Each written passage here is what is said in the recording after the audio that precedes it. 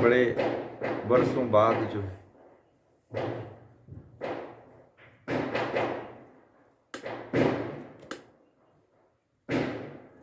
हर एक के जीवन में प्राण जग जाए, यही बहुत बड़ी बात है। राम के जीवन से हम कुछ ले सकें, हाँ, ब्रह्म की शक्ति बस जाग जाए लोगों के अंदर, पहचान जाए अपनी शक्ति को, तो समझो कि राम राज्य आ जाएगा।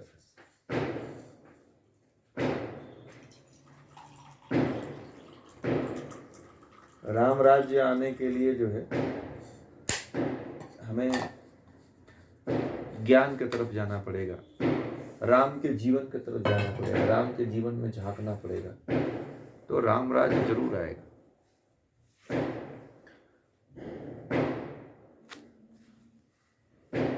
चलिए आप लोग दर्शन करिए भगवान राम का अयोध्या में जा करके।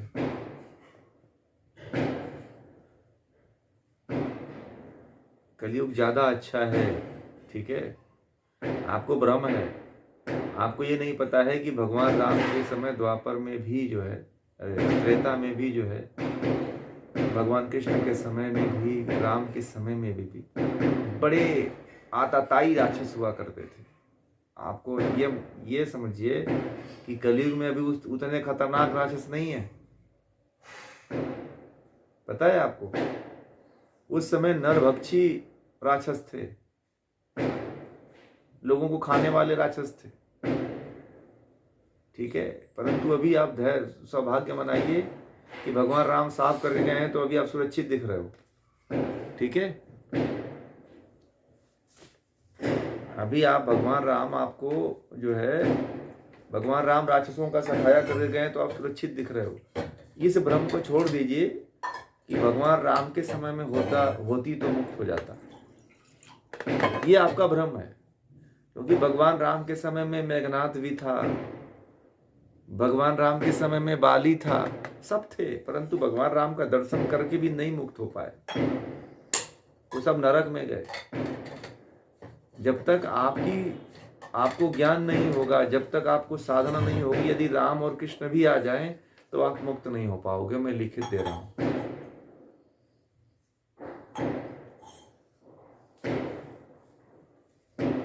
ठीक है। समझ में आ रही है बातें कि नहीं? कुछ मैंने बात बोला है वो समझ में आई कि नहीं? क्योंकि उस समय भी जो लोग थे वो मुक्त नहीं थे। बहुत से ऐसे अयोध्या के जो लोग थे या अन्य लोग थे, भगवान राम की सेना में भी थे, भगवान राम के साथ में थे, वो भी नहीं मुक्त थे। क्यों? क्योंकि उस तरह का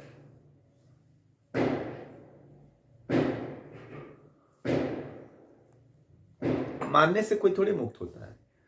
भगवान राम किसी को मुक्त कराने की सामर्थ्य थोड़ी रखते हैं, ज्ञान दे सकते हैं ना, ठीक है। वो ज्ञान दे सकते हैं, और उस ज्ञान पे चल करके आप अगर मेहनत करो तो मुक्त हो पाओगे। भगवान राम कोई चमत्कार थोड़ी करते थे कि हाथ रखते थे और अंगूठे से छू देते थे तो वो स्वर्ग में चला जाता था, मोक्ष मिल जाता था उसको। वो तो भगवान थे ना, वो तो भगवान थे, और वो केवल आपको उपदेश और ज्ञान दे सकते थे, मुक्ति थोड़ी दे पाएंगे। मुक्ति के लिए तो आपको अभी आज हमने कुछ प्रमाण भेजा था, देखा था उसका, अहिल्या का, पढ़ा था आप लोगों ने?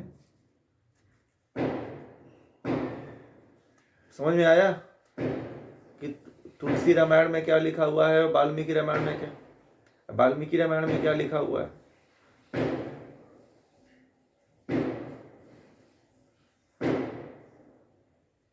हाँ, वाल्मीकि रामायण का था। और फिर अगर आपको पढ़ना हो तो रामचरितमानस का भी पढ़ लीजिएगा, ठीक है। अब उसमें कहा जाता है कि अहिल्या पत्थर हो गई थी, पत्थर नहीं हुई थी, तब किया था उसने। राम उनके मंदिर में रामचरितमानस में सही नहीं है, क्योंकि वाल्मीकि रामायण तो बाद, रामचरितमानस तो बाद में लिखा गया है ना। वाल्मीकि रामायण तो अनादिकाल से चली आ रही ज्ञान की परंपरा है, तो किसको सत्य मानोगे आप? वाल्मीकि रामायण को?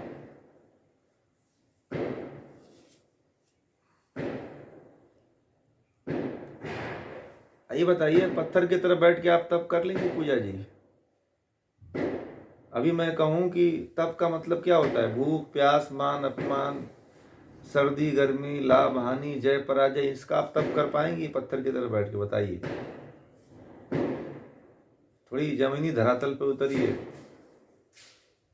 हाँ, थोड़ा सा आप तर्क, प्रत्यक्ष अनुमान, आगम प्रमाण का उपयोग करिए। अंधेर भेड़ की चाल मत चलिए। पता है, एक दिन एक वीडियो, एक शिला कहीं नहीं लिखा। देखिए, अभी मैंने एक वीडियो देखा, बड़ा वायरल हो रही है। एक व्यक्ति था, उसने क्या किया है कि एक भेड़ को उठा के पानी में फेंक दिया। अब सारी भेड़ें कूदने लगी उसी में। समझ में आ गया? उसने एक भेड़ को फेंका और सब कूदने लगी। बड़ी मजे की बात बता दूं। और वो फेंक करके अब भाग गया दूसरे तरफ, ठीक है, और सब उसी में जा जाके कूदने लगे सब। यही हाल अपना भी है। भीड़ का हिस्सा मत बनिए। तो आपके पास मैंने क्या कहा कि दो तरह के चश्मे हैं, तीन तरह के चश्मे हैं। एक प्रत्यक्ष है, दूसरा अनुमान है, और तीसरा आगम है। आपको पता है, जो अब एक बात मैंने और कहा था आप लोगों की, सबरी जो थी ना, सबरी कोई दासी या कोई ऐसी वैसी स्त्री नहीं थी।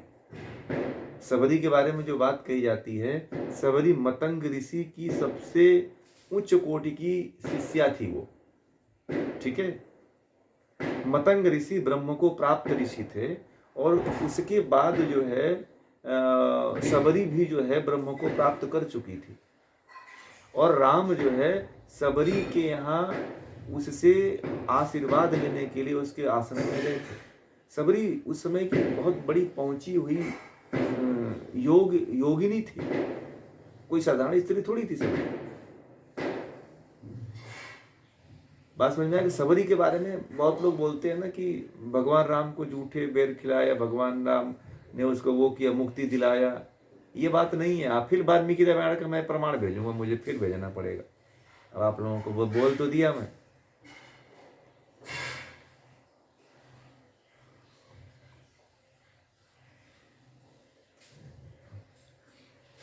कहानियां बताएं अब लोग, अब यहीं पे मामला फंस जाता है, पता है। अपने ही लोग जो है ना कुछ गड़बड़ियां कर देते हैं, पता है, यहीं पे मामला फंस जाता है। चलिए हम लोग चलते हैं अपने मुख्य विषय की तरफ। अब उसकी चर्चा करेंगे तो वो कहानी खत्म होने वाली नहीं है। सबरीमला साउथ की, केरला की।